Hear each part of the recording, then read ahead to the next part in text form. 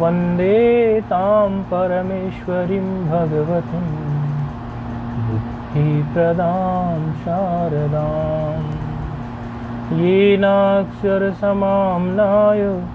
मधिगम्यो महेश्वरा कृत्स्नं व्याकरणं प्रोक्तं तस्मै पाणिनये नमः। वाक्यकारं वररुचिं भाष्यकारं पतञ्जलिं पाणिनिं सूत्रकारं च प्रणतोऽस्मि मुनित्रयम्। नत्वा सरस्वतीं देवीं शुद्धां गुण्यां करोम्यहं पाणिनीये प्रवेशाय लघुसिद्धान्तकौमुदीम्।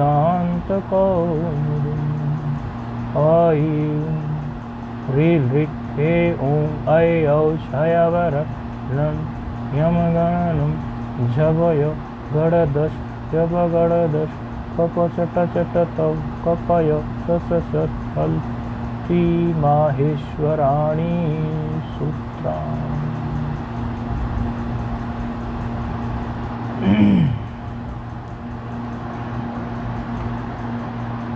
हलंत पुल्लिंग प्रकरणम, हलंत पुल्लिंग प्रकरण चल रहा है। हमने इसमें लीह धातु देखी थी, चाटने वाले को बोलते हैं, रूप सिद्ध किए थे हो डहा सूत्र विशेष रूप से लगाकर। और हलंत में अजादि विभक्तियों में कोई कार्य होते नहीं है खास, हलादि विभक्तियों के लिए हो डहा सूत्र ली में हमने विशेष लगाया था। अब आगे एक धातु आ रही है दूह। दूह धातु जो है दोहने वाले को बोलते हैं। दूह धातु है,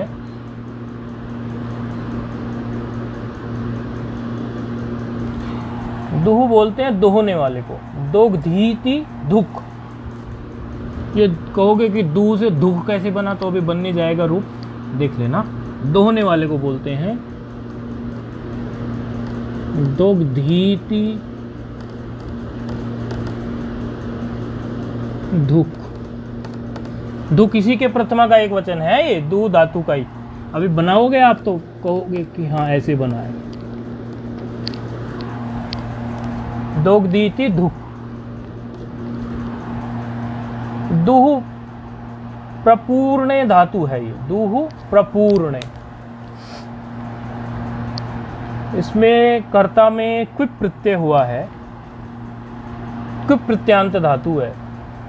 तो क्विप प्रत्यांत धातु का ये एक लाभ होता है कि क्विबंता विजंता विडंता धातुत्व ना जहती, ये एक लाभ हो जाता है इसका। अर्थात कोई सूत्र यदि ऐसा आ जाए कि धातुत्व में ऐसा हो, धातु परे होने पर ऐसा हो, ऐसी धातु होने पर ऐसा हो, कोई भी सूत्र जो धातु मांगता हो, तो इस प्रकार की जो क्विप प्रत्यांत हो या विज प्रत्यांत हो या विट प्रत्यांत हो, वो सब धातुएं जो होती हैं उनमें धातुत्व भी बना रहता है।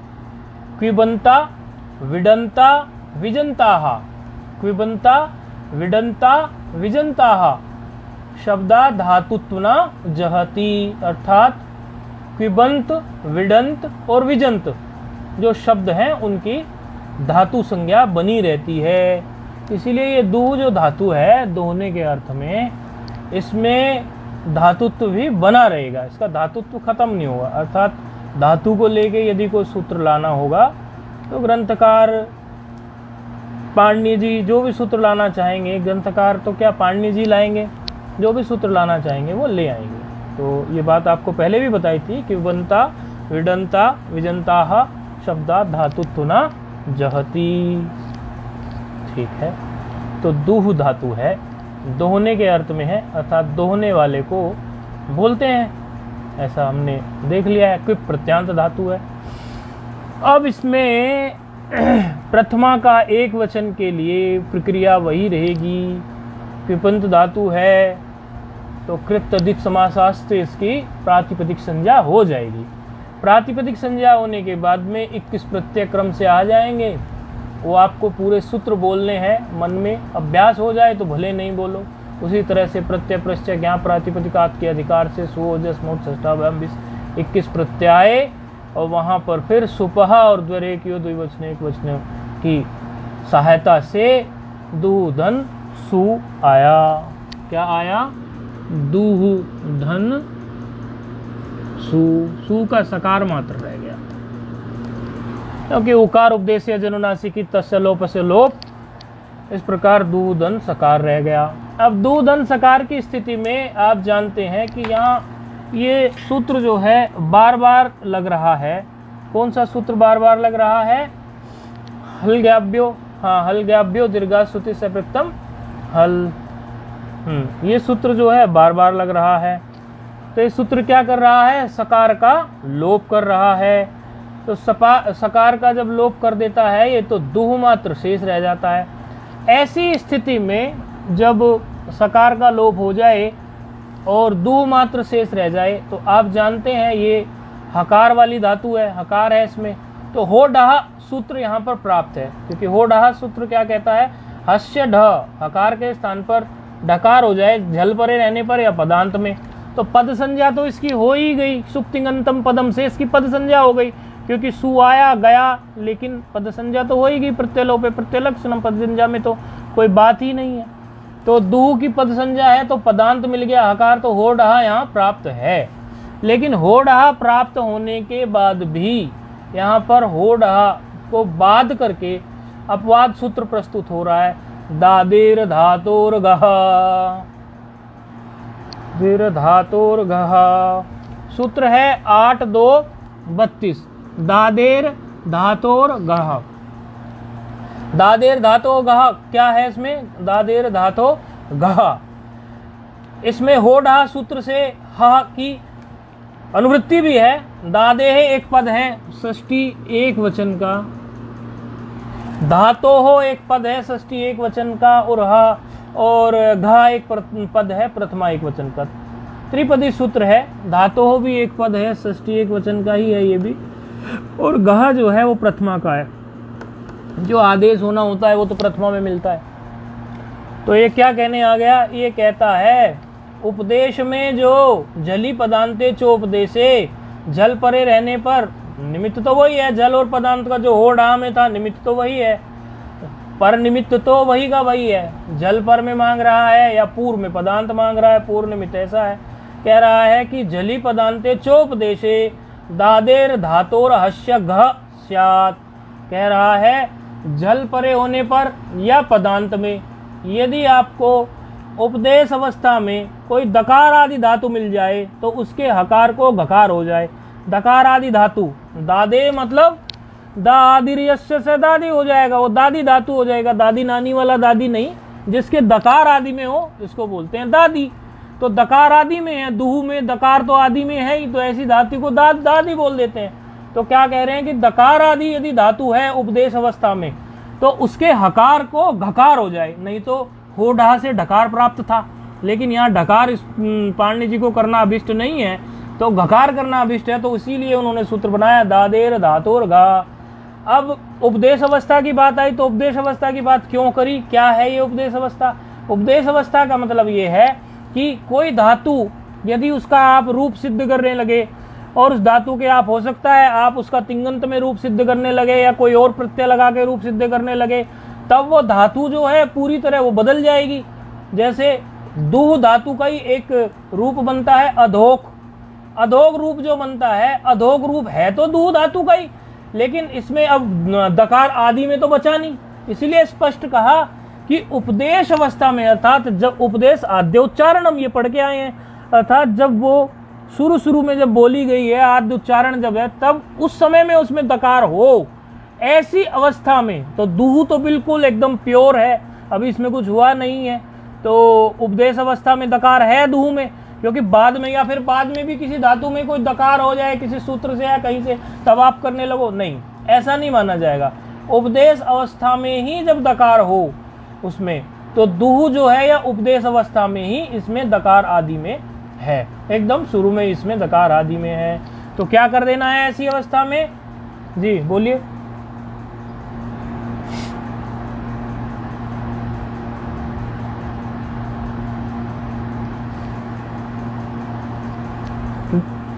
दा दकार आदि में हो और उपदेश अवस्था में हो।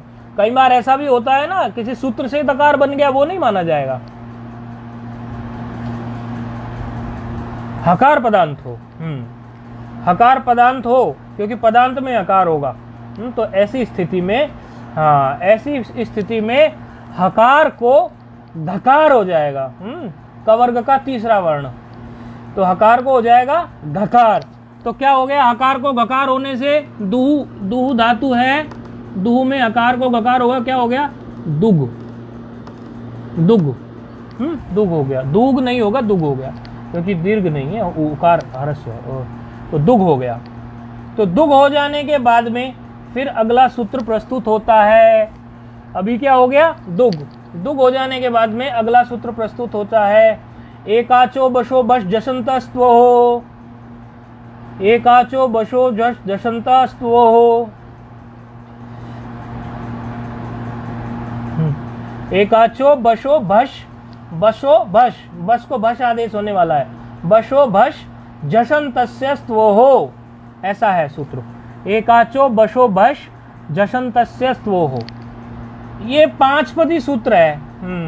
5 है इसमें पद। कौन कौन से हैं? एकाच एक पद है इसमें, षष्ठी एक वचन, बशा एक पद है, षष्ठी एक वचन, एकाच एक पद है, षष्ठी एक वचन, बशो एक पद है, षष्ठी एक वचन। बश आदेश होना है तो प्रथमा में ही होगा, प्रथमा एक वचन। जशंतस्य दिख रहा है, षष्ठी है। स्तवोहो, ये पर में मांग रहा है इसको, स्तवोहो को, तो सप्तमी है। अब देखो सूत्र में 5 पद है, एकाच एक पद है, बशो एक पद है, षष्ट्यांत है, बश एक पद है, प्रथमांत है, जसंतस्य एक पद है, षष्ट्यांत है, स्तवोहो एक पद है, सप्तमांत है। ये 5 पदी सूत्र है।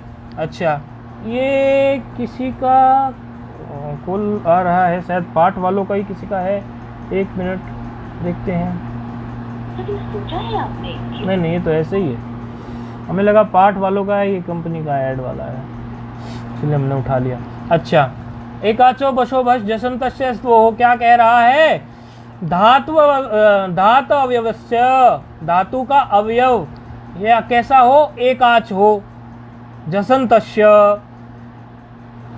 बशो भस्यात् से द्वे पदांते च, क्या कह रहा है? धातु का अवयव, कोई धातु है, दू धातु है ना, अभी दो धातु का अवयव जो जशंत है, एकाच है। एकाच धातु तो है ही, इसमें एक ही अच है, उकारी तो है इसमें अच, बाकी तो अच है नहीं इसमें कोई, दू में उकारी अच है, तो एकाच तो है। अच्छा, उसमें क्या कहा उन्होंने? जसंत एकाच, जशंत एकाच। ये जशंत धातु है क्या? जश प्रत्यय देखिए कहां से कहां तक आएगा, झबया का मूर्धन्य शकार है ये, तो झ ब य ऐसा है ना, झबय, तो शकार ये मूर्धन्य शकार घ ड और द है ना, ऐसा घड़दस तक जाएगा ना, तो 4 वर्ण हो गए ना। समझ में आ रहा है? समझ में आ रहा है ना? हाँ, जशंत का मतलब है इसमें जश हो, झबया का झस, तो जस जस भी है इसमें। अच्छा, क्या कह रहे हैं कि जशंत धातु हो और एकाच हो, तो उसके बश को, उस धातु में कहीं बश प्रत्याहार का वर्ण हो, तो धातु में बश प्रत्याहार का वर्ण क्या है? दकार। जब गणदस में जकार काट दो, बा से शुरू कर दो, ब ग ड द, ब ग ड द हो गया ना बश। बश क्या है? ब ग ड द। कंफ्यूजन नहीं हो, 3-4 चीजें इन्होंने मांगी है, इसमें कंफ्यूजन नहीं हो। एक तो इन्होंने क्या कहा है कि जशंत धातु हो, ऐसा बोला है उन्होंने, जशंत धातु हो।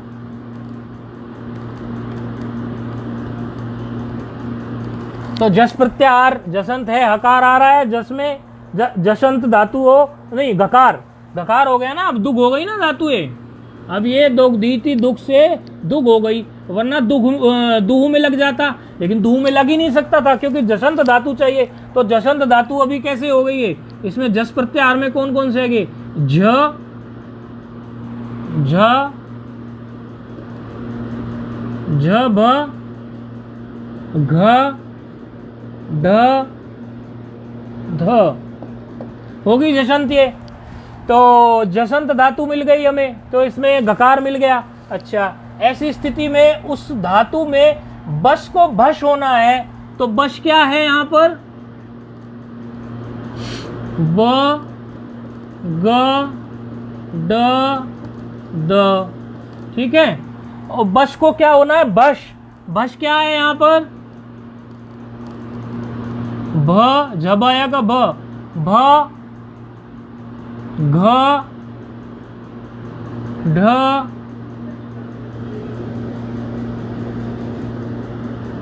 ध, है ना, ऐसा ही, ठीक है। बोर्ड पे लिखने का यही अभिप्राय है कि आप कहीं ये ऐसे बश में नहीं उलझ जाओ। तो सारी शर्त पूरी हो गई। क्या कहा? धातु का अवयव दो जशांत एकाच हो, उसके बश को भश हो।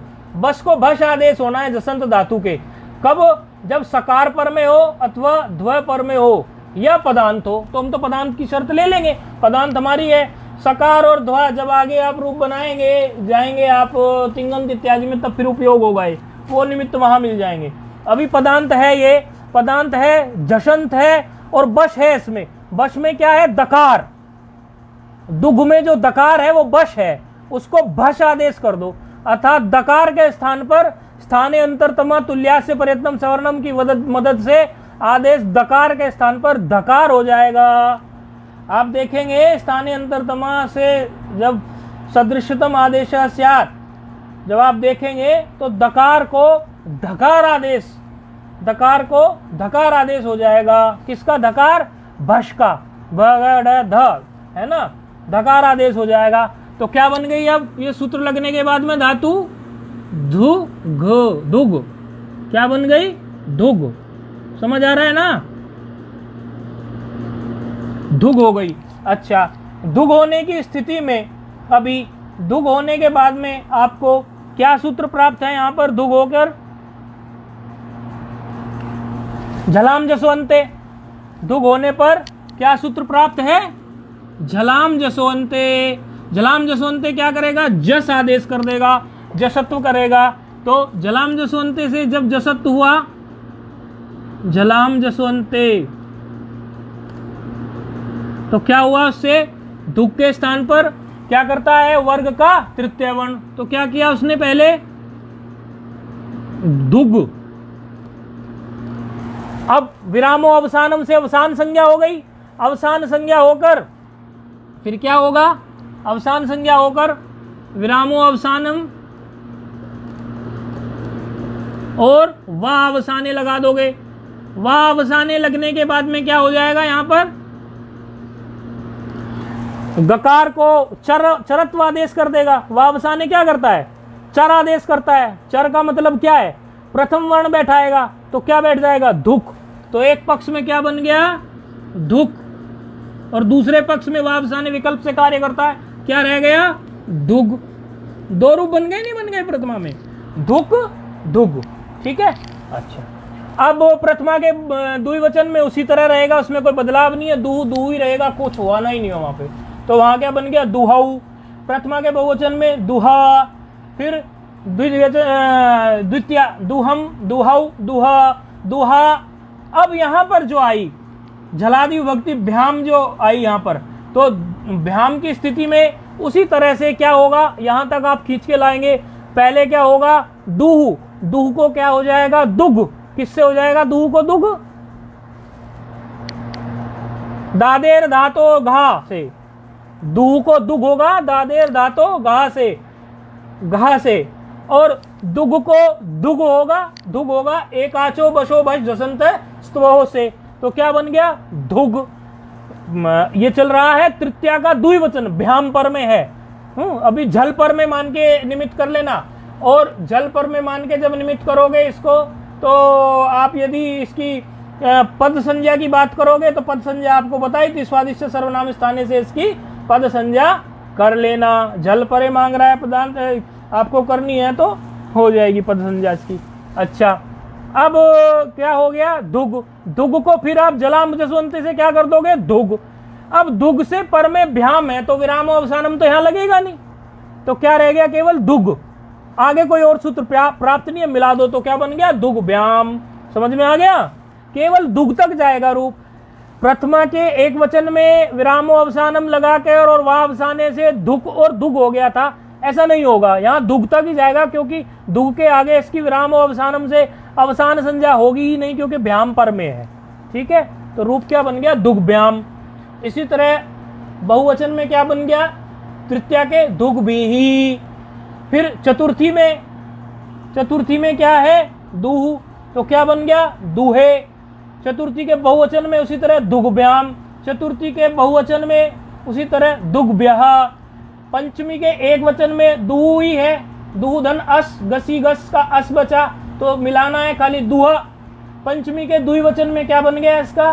दुग्भ्याम, उसी तरह दुग्भ्या। षष्ठी में उसी तरह दुहु रह गया, दुहु में कोई दुग इत्यादि नहीं हो सकता, सूत्र नहीं लग से, दादेर धातु एकाचो बस जसंत इत्यादि नहीं लगेंगे, तो क्या हो गया? दुहा। फिर क्या है? दुहो ओस में, दुहाम आम में, और सप्तमी के एक वचन में दुही, दुहो। अच्छा, जब दुख की स्थिति आएगी तो दुख जब होगा तो दुख होने में आपको क्या करना है? जब ये दुख हो जाए, दुहधन सु है, दुहधन सु की स्थिति में पदांत में जब आपको ये गकार आदेश होकर और बशत्व होकर और दकार और गकार होकर दकार हो जाए, जब इसमें दकार बैठ जाए, अर्थात ये जब ये दुख में आपको मिल जाए क्या?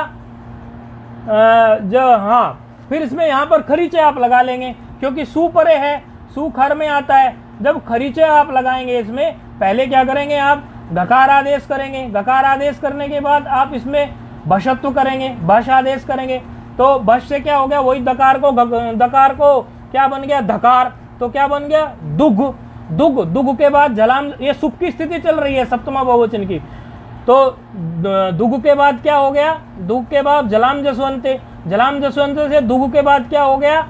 वह दुग, गकार आ गया। गकार आने के बाद एक गकार है, उधर सु है, खरीचे लगाएंगे। जब खरीचे लगाएंगे, क्योंकि खर में सकार खर में है और खरीचे लगाएंगे तो क्या हो जाएगा? उसको चरत्वादेश, तो चरत्वादेश क्या हो जाएगा? उसको ककार हो जाएगा, चरत्वादेश करने से उसको ककार हो जाएगा गकार को, तो क्या हो गया? दुख। और पर में क्या है? सकार, इधर का दुख और इधर है शकार है, आदेश प्रत्यय लगाएंगे तो वो भी शकार बन जाएगा मूर्धन्य, तो क्या बन गया? फिर शत्व करने के बाद में का और शा को मिला देंगे तो रूप क्या बन गया? दुक्षु। रूप क्या बन गया? दुक्षु। तो ये सप्तमी के बहुवचन में ऐसा रूप बन गया। संबोधन में उसी तरह प्रथमा के एक वचन की तरह आपके बन जाएंगे, हे दुख, हे दुग, इसी तरह सारे रूप सिद्ध हो जाएंगे। बाकी सब आपको बताई दिया, उच्चारण कर लेंगे।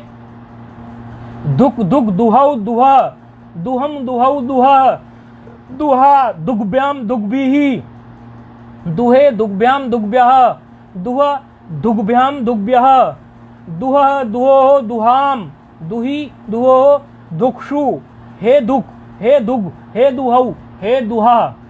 ये इसी तरह से रूप इसके सिद्ध हो गए। दोहने वाले को बोलते हैं ये। दुख किसको बोलते हैं? दोहने वाले को। और यदि कोई दोहने वाला तो किसी को भी धोता होगा, लेकिन यदि कोई विशेष रूप से गाय को धोता हो तो उसको बोलेंगे गोदूह, और यदि कोई विशेष रूप से बकरी कोई धोने वाला हो तो उसको बोलेंगे अजादूह, और यदि कोई धोने वाला, यदि कोई अग्नि है जलाने वाली, उसको बोलेंगे दह। और इसी तरह के जो रूप हैं ये चल जाएंगे, गोदूह, अजादूह, दह, ये रूप भी दूह की तरह ही चलेंगे। तो ये आपको दूह के रूप यहाँ पर सिद्ध हुए। चलो आगे बढ़ते हैं। दूह इति सिद्धम हुआ। थोड़ा सा ध्यान रखना है, कठिन नहीं है, बस थोड़ा सा ये ध्यान रखना है आपको कि कौन सा सूत्र जो है कहाँ कैसे लगता जा रहा है। क्रम बैठाओगे, एक बार अपनी कॉपी पर करके देख लोगे हाथ से तो कठिन नहीं पड़ेगा। अब आगे एक सूत्र प्रस्तुत हो रहा है। सूत्र है वाद्रुह मुहुष्णु स्निहाम, वाद्रुह मुहुष्णिहाम, वाद्रुह मुहुष्णिहाम, स्निहाम। ये क्या है? वाद्रुह मुहुष्णिहाम। इसमें क्या है? कौन कौन सी धातु है? इसमें धातुएं हैं द्रुह, मुहु, स्नुहु, स्निहाम। द्रुह मुहु स्नेह स्नेहम। स्नुहु, अच्छा स्नुहु लिखा छूट गया इसमें, ये सूत्र यहाँ गलत लिखा हुआ है, हम इसमें स्नुहु लिखना भूल गए, स्नुहु भी है, ठीक कर लेना। स्नुहु भी, स्नुहु धातु भी है। वा द्रुह मुहु स्नुहु स्नेहम, ये धातु क्या, ये सूत्र क्या करता है, अभी तक क्या किया था हमने, हकार को जो दादी धातु जो थी, दादी धातु में हमने क्या किया था, हकार को गकार आदेश किया था। किस सूत्र से किया था, दादेर धातु गह से। अब इन्होंने क्या किया कि एक तो दादी धातु ले ली, द्रुह, द्रुह तो दादी धातु ले ली, अन्य दादी धातु नहीं है, वा द्रुह मुहु स्नु स्नेहम। इसमें क्या है, द्रुह, द्रुह तो जो है दोह करने के अर्थ में, हाँ दोह जो करता है, दोह करने के अर्थ में द्रुह धातु है, मुह मोह करने के अर्थ में। तो ये द्रुह धातु तो है दकार आदि वाली, लेकिन मुहु तो दकार आदि वाली नहीं है, स्नुह तो दकार आदि वाली नहीं है, स्नेही तो दकार आदि वाली नहीं है। तो कुछ धातु इसमें एक धातु दकार आदि वाली है, बाकी धातु इसमें दकार आदि वाली नहीं है।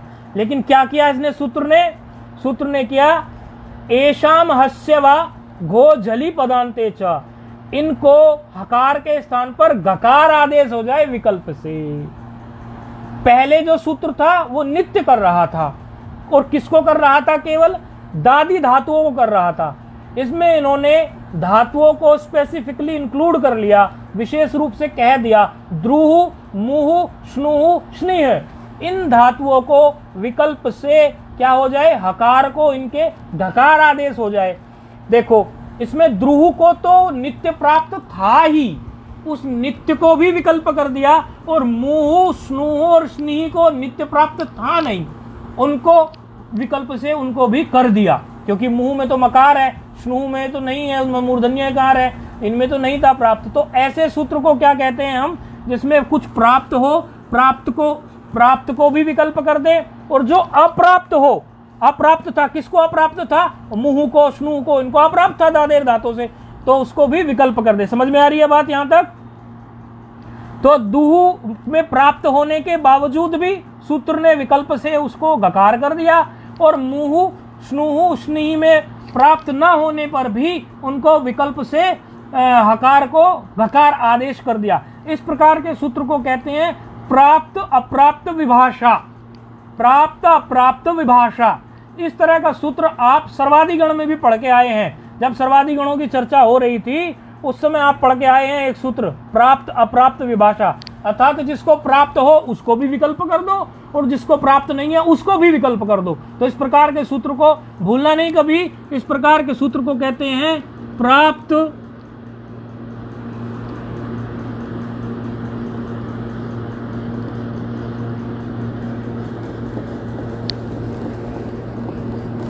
प्राप्त अप्राप्त विभाषा।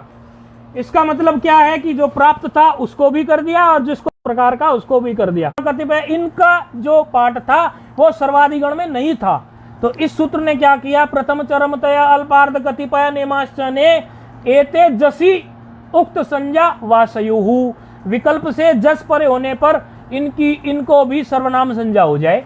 देखो थी नहीं, इनको विकल्प से जस परे होने पर कर दिया। याद आ रहा है, ऐसा सूत्र था। तो वहां भी इसी तरह का कार्य हुआ था, प्राप्त और अप्राप्त विभाषा उसको भी कहते हैं। ये उससे थोड़ा मिलान खा रहा था, इसलिए थोड़ा उसका भी आप लोगों की पुनरावृत्ति करा दी। ठीक है, अब चलते हैं, आगे बढ़ते हैं। धातु कौन कौन सी हमारे पास फिलहाल, द्रुह मुह स्नु स्नेह। अच्छा, द्रुह धातु को उठा लेते हैं। द्रुह धातु में क्या करेंगे, सबसे पहले द्रुह का मतलब है दोह करने वाला।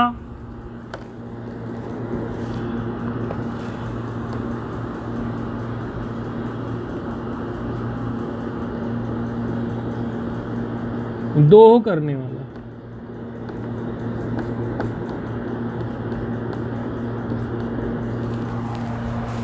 दुह धातु को ले लेते हैं। द्रुयति द्रुक, द्रुह है, जिज्ञासायाम धातु है ये द्रुह।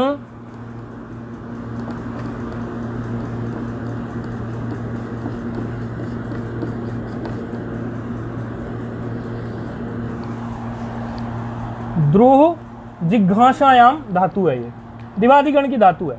अच्छा, इसमें भी कर्ता में कोई प्रत्यय है, कर्ता में क्विप प्रत्यय है, ये क्विप प्रत्यांति धातु चल रही है आजकल। ठीक है, सर्वापार लोप हो जाता है क्विप का, ये आप जानते हैं, कई बार बताया है। तो स्थिति क्या आ जाएगी अभी, द्रुह धन सु, सकार मात्र शेष रह गया उपदेश है तस्य लोप से लोप, अदर्शनम लोप से लोप संज्ञा, तस्य लोप से लोप, 3 सूत्र बोलने चाहिए वहां पर। अदर्शनम लोपा से लोप संज्ञा भी करनी है ना, खाली तस्य लोप नहीं बोलो, अदर्शनम लोप भी बोल देना चाहिए। तो सु की स्थिति में अलगाप्य दीर्घा श्रुति सप्रक्तम हल से सकार का हो गया लोप, और सुप्तिगंतम पदम से होगी पद संज्ञा, क्योंकि आगे चला गया प्रत्यय, लेकिन उसकी पद संज्ञा तो हो ही गई। अच्छा, अब पदांत में यहां हकार को क्या करना है, विकल्प से व द्रुह स्नुह से क्या करना है, क्या करना है, घकार। हाँ, घकार। तो घकार, घकार होगा सबसे पहले, तो क्या हो जाएगा, द्रुग। एक पक्ष में क्या हो जाएगा, द्रुग, और एक पक्ष में क्या रह जाएगा, द्रुह केवल, क्योंकि ये तो विकल्प से काम कर रहा है। जिस पक्ष में, दोनों पक्षों में देखो अब द्रुग, जिस पक्ष में द्रुग हो गया,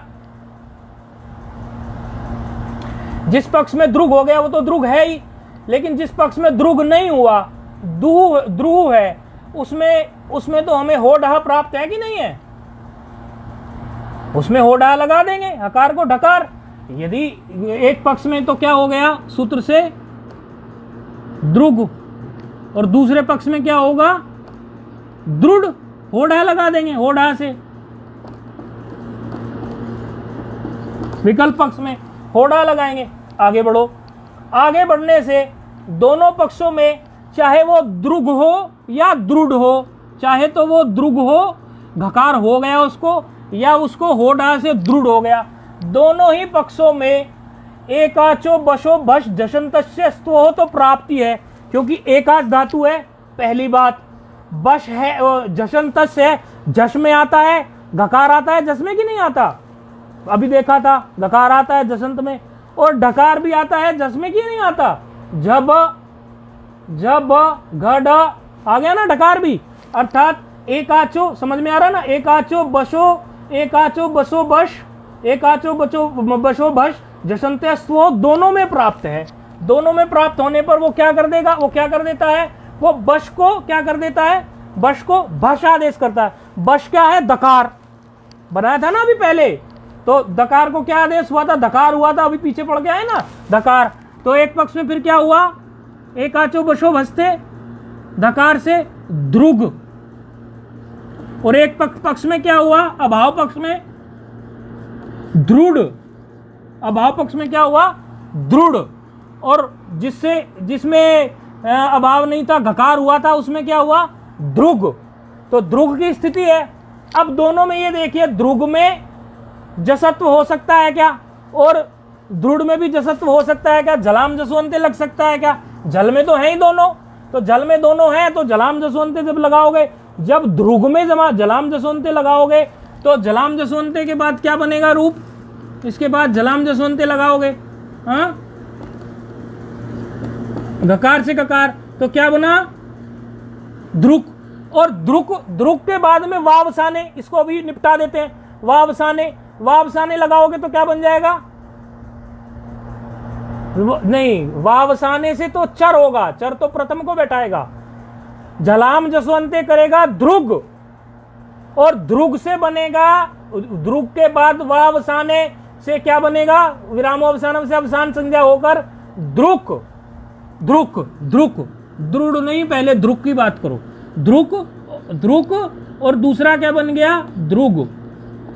ये किसके बने, जिसको गकार आदेश हुआ था, जिसको गकार आदेश हुआ था, किससे हुआ था गकार आदेश, वाद्रु मुंह से जो आदेश हुआ था, ये वो है द्रुक और ध्रुग, दो रूप तो उसके बन गए। अभाव पक्ष वाले को ले लो, अभाव पक्ष वाला क्या था,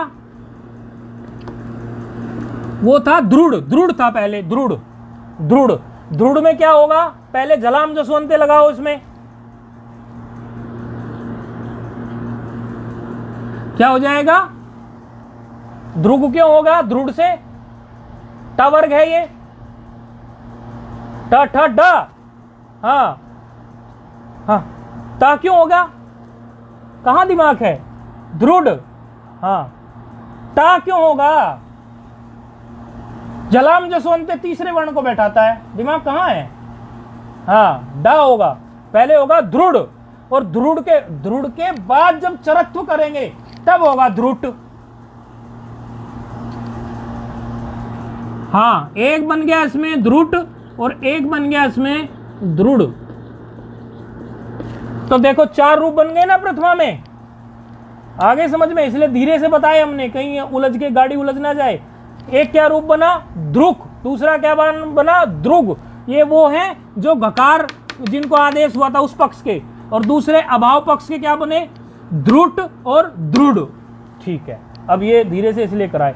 अब द्वितीय में तो आप जानते हो द्रुह धातु है, तो द्रुहौ, फिर द्रुहा, द्रुहम, द्रुहौ, द्रुहा, द्रुहा। अब फिर आ जाओ भ्याम में। अब भ्याम में आपको इसको जलाम जसवंते तक ले जाना है, दोनों रूपों को, क्योंकि उसके आगे तो फिर भ्याम बैठा है, तो विराम अवसानम से अवसान संज्ञा होगी नहीं, है कि नहीं? तो जलाम जसवंते तक कौन सा रूप जाता था? जलाम जसवंते तक जाता था द्रुग वाला, है ना, उसके बाद ही चरत होता था, चरत होगा नहीं। तो क्या हो गया? एक पक्ष में हो गया द्रुग व्याम और दूसरे पक्ष में क्या हो गया? दृढ़ व्याम, क्योंकि दूसरे में दृढ़ बना था। तो एक क्या हो गया? द्रुग व्याम, एक क्या हो गया? दृढ़ व्याम। इसी तरह से एक क्या हो गया? द्रुग भी ही, दूसरा क्या हो गया? दृढ़ भी ही।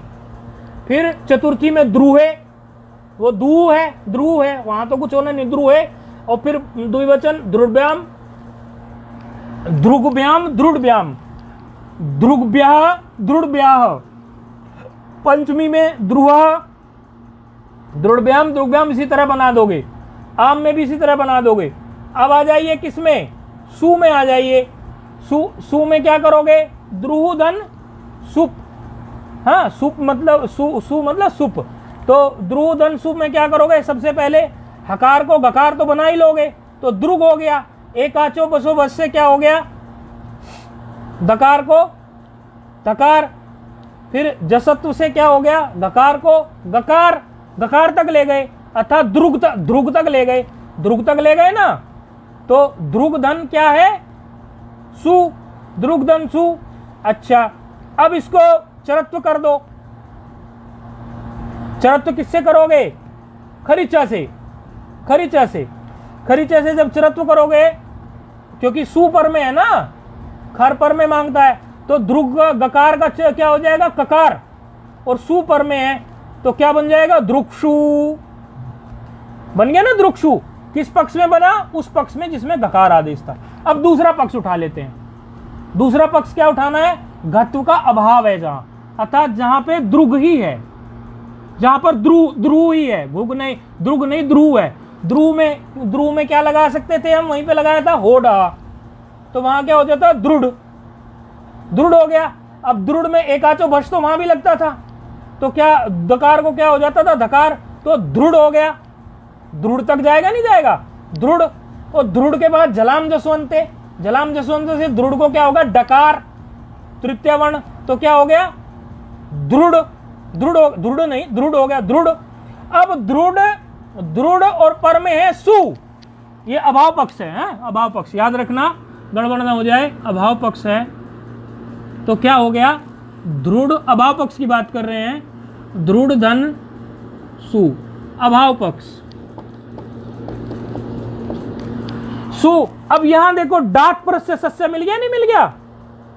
डाट प्रत्यय सस्य के लिए कौन सा सूत्र था? ये किसकी वृत्ति है? डह सी डुट। डह सी डुट क्या करता है? डाट प्रत्यय, वो भी विकल्प से बनाता है, अर्थात देखो इसके 2 रूप बन जाएंगे। अब एक रूप हम पहले दुक्षु बना चुके, अब इसी के 2 रूप और बन जाएंगे, इसलिए टोटल अब 3 रूप बनने वाले हैं। अब वो पहले क्या कर दो? दुट का आगम कर दो, अर्थात हाँ नहीं, धकार आ गया बीच में बैठ गया ना धकार, तो सू के और उसके, तो धकार बैठ गया। अब ये धकार बैठने के बाद में फिर देखिए, आप इसमें कोई सूत्र लगा सकते हैं। दुटा खरीचा लगेगा, नहीं लगेगा? किस किस के बीच में लगेगा खरीचा?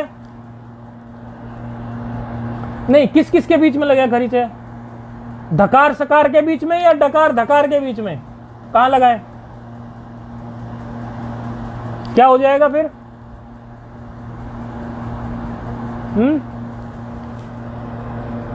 धकार और सकार के बीच में ना लगा दें, हम्म क्यों क्यों क्यों लगेगा? धकार और सकार के बीच में क्यों लगेगा? डकार और धकार के बीच में खरीचे क्यों नहीं लगेगा? खरीचे की शर्त देखो, जल से बाद में क्या मांगता है? खर। फिर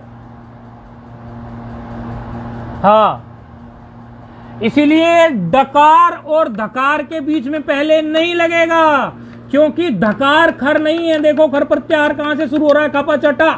और धकार कहां रह गया? पीछे कहां रह गया? घड़धस, घड़धस में रह गया।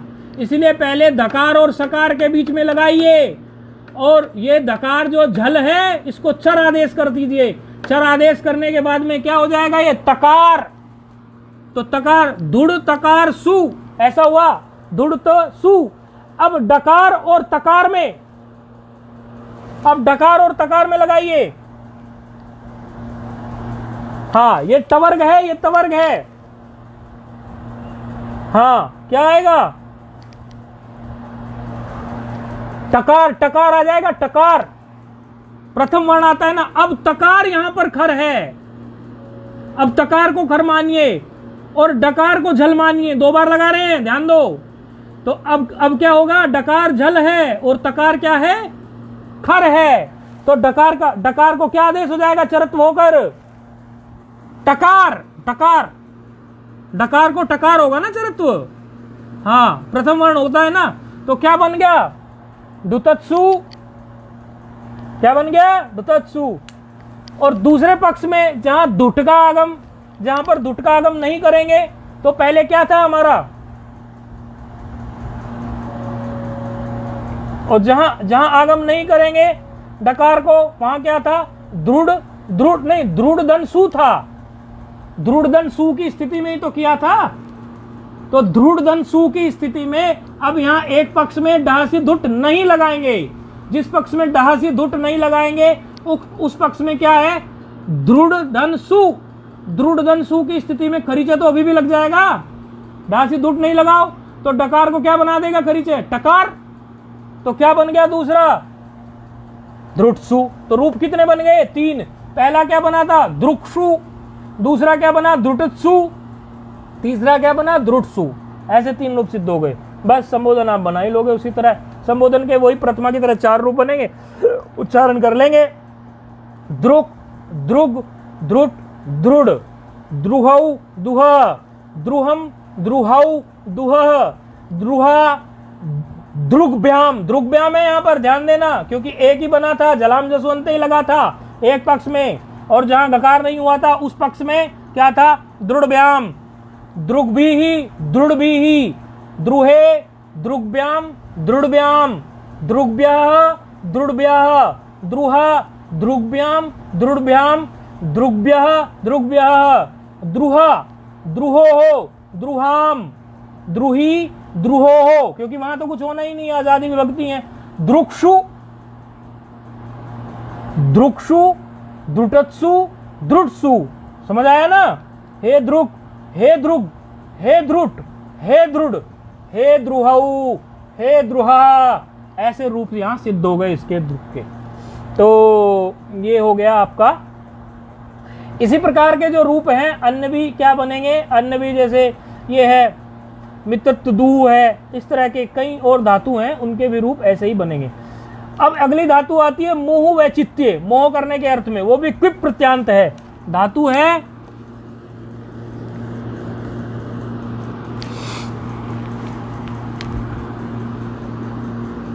मुह धातु क्या है? मुह वैचित्य। किस अर्थ में है? मोह करने के अर्थ में।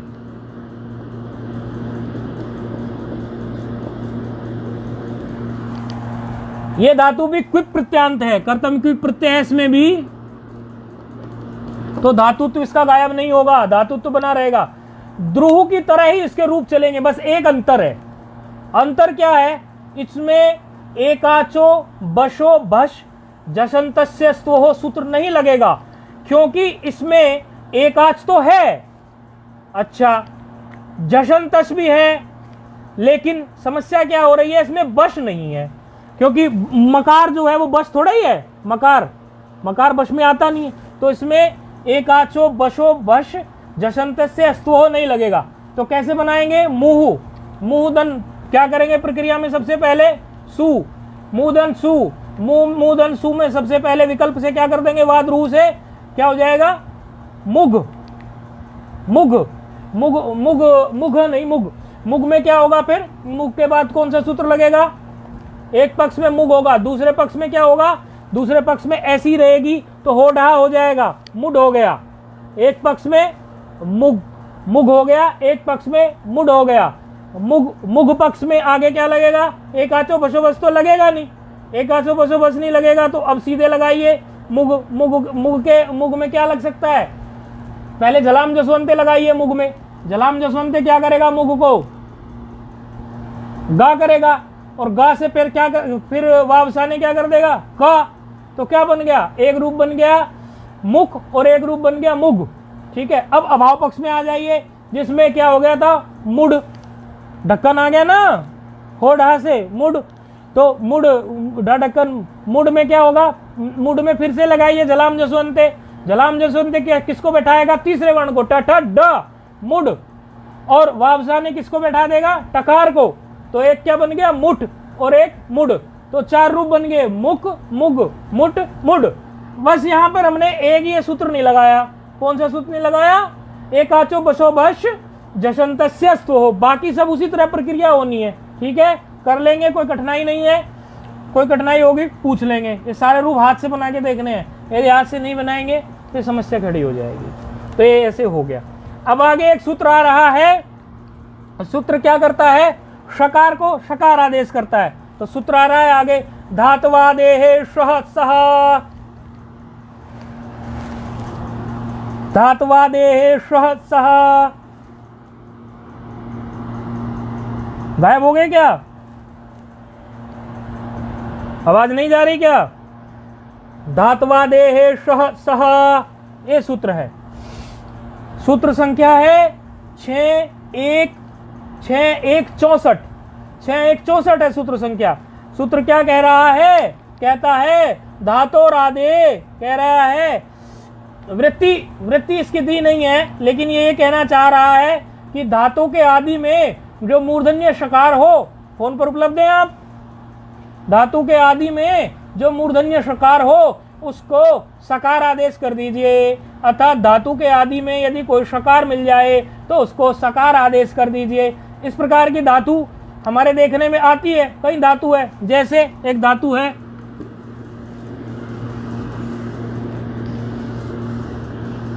वो भी थी, अभी आ रही है, और भी आ रही है। तो धातु है हमारे सामने श्नु, वही तो है श्नु, श्नु धातु है। ठीक है, एक श्नी धातु है प्रीति अर्थ में। ये दोनों धातु है हमारे सामने, दोनों में मूर्धन्य शकार उपलब्ध है। तो इनके इसी सूत्र से, किससे? धातु आदेश से क्या हो जाएगा? दोनों में शकार आदेश। जब शकार आदेश होगा तो शकार आदेश होने से ये जो नकार हुआ था, ये भी तो शकार के पर नकार होने से मूर्धन्य नकार हुआ था।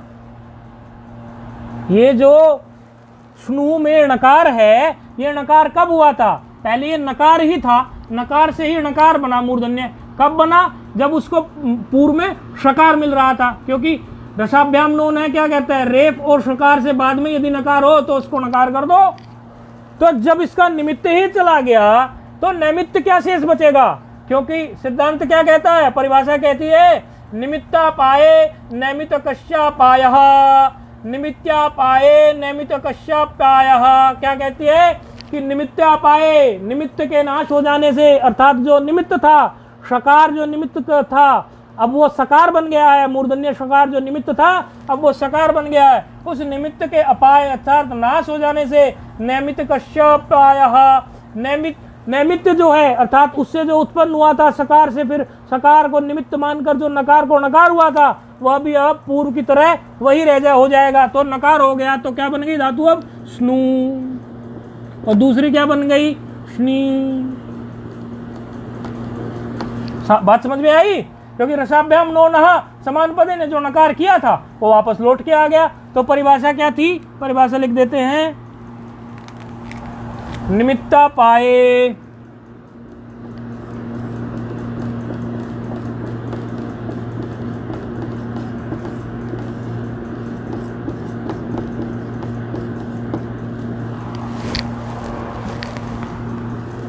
निमित्ता पाए नैमितिकस्य नैमितिकस्याप्यो नैमितिकस्याप्य एको यणचि है, नैमितिकस्य अपि ऐसे, नैमितिकस्य अपि अपायः ऐसे होता है। यार कंफ्यूज नहीं हो जाना, ऐसे तो इतना आगे निकल गए विद्यार्थी, क्या कंफ्यूज होंगे। तो इस परिभाषा से क्या हुआ, फिर से वो नकार ही हो गया। तो अब धातु क्या है? दोनों क्विप प्रत्यय वाली है, स्नु और स्नी। स्नु और स्नी धातु जब बन गई तो ध्रुववत इनकी प्रक्रिया चला दीजिए। बस एक अंतर है, क्योंकि इनमें भी जो सकार है पूर्व में, वो किसमें नहीं आ रहा है? वो किसमें नहीं आ रहा? बश में नहीं आ रहा, बश में नहीं है। क्योंकि बश, ये सकार तो ससर है और बस तो यहीं जबरदस्त यहीं तक खत्म हो गया है। तो ये सकार नहीं है, तो इसमें सूत्र कौन सा विशेष नहीं लगेगा? एकाचो बशो बश जसंतस्व हो, इसमें नहीं लगेगा। बाकी प्रक्रिया क्या होगी? जैसे स्नु ले लिया आपने, स्नु लेने की स्थिति में आप क्या करेंगे? स्नु लेकर स्नु में सबसे पहले क्या करेंगे? सू में स्नु के बाद क्या लगा दोगे आप? विकल्प से स्नु के बाद उसको घकार कर दोगे, स्नुग हो गया। घकार करने के बाद में स्नुग में आप क्या कर दोगे? विकल्प से गया ना तो वाद्रू स्नु से, फिर क्या गया? स्नुग को जलाम जसवंते क्या बन गया? वो गकार स्नुग बन गया। फिर वावसाने, वावसाने से क्या हो गया? स्नुक हो गया। तो क्या हो गया? स्नुक स्नुग, स्नुक और स्नुग, हाँ गकार स्नुग। और दूसरे रूप में जब वहां पर स्नु ही है तो उससे हो डहा कर दीजिए। हो डहा से क्या हो गया? डकार आ गए, स्नुड हो गया। स्नुड से जलाम जसवंते, जलाम जसवंते से आप उसको डकार को क्या बना देंगे? डकार वर्ग का तृतीय वर्ण। फिर डकार को फिर आप वावसाने से, फिर आम अवसानम से अवसान बन गया, और वावसाने से उसको क्या बना देंगे आप? टकार। तो क्या बन गया? स्नुट और स्नुड, तो दो रूप बन गए इस तरह से। और स्नो ऐसे ही रहेगा, स्नु है स्नु हम इस तरह आप बना लेंगे। इसी तरह आप जो है स्नु की स्नेही भी बना लेंगे। स्नेही में भी वही स्थिति रहेगी, वही कार जुड़ता चला जाएगा, बनता चला जाएगा रूप। तो स्नु के और स्नु के, यही देख लो आप यहाँ पर। यदि आप रूप को भी देखो इसमें तो इकार ही तो ऐड हुआ है और तो कुछ हुआ नहीं। देखो अपनी लघु में स्नुक स्नुक स्नुक स्नुक स्नुट स्नुड, और स्नेही में क्या हुआ? स्निक स्निक स्निट स्निड, वही तो रूप बने हैं। तो इसी तरह आप ये रूप बना लेंगे, ठीक है? बना लेंगे, कोई दिक्कत तो नहीं है। चलो ठीक है, अब बाकी का कल देखते हैं। आपकी खोपड़ी गर्म हो गई होगी नहीं तो। ओम पूर्णमदः पूर्णमिदं पूर्णात् पूर्णमुदच्यते पूर्णस्य पूर्णमादाय पूर्णमेवावशिष्यते। ओम शांति शांति।